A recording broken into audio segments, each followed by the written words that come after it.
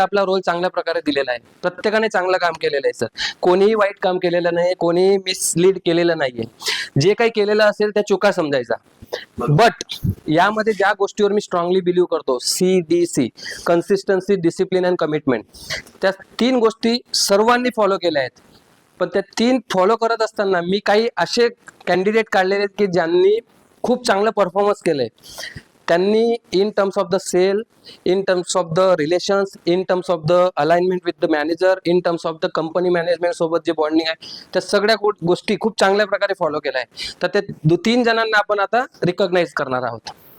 Sir, आपल्याला guess करायचंय आणि गेस करत असताना टाळ्यांचा एवढा आवाज आला पाहिजे, जो इथे येईल प्राइस घ्यायला, एवढा आवाज आला पाहिजे. ज्याचा आवाज कमी त्याला सकाळी सरांनी जी पनिशमेंट दिली आहे, संध्याकाळचं बिलिंग ते होईल. माझं प्रत्येकाकडे व्यक्तिगत लक्ष राहील आणि ज्या कॅन्डिडेटला आपण इथं बोलवणार आहे त्या कॅन्डिडेटला ती अचिव्हमेंट मिळवण्यात त्याच्या मॅनेजरचा खूप मोठा रोल आहे. कारण without guidance nobody can perform, even I also. म्हणून मी सरांना आणलं इथं. चलो गेस.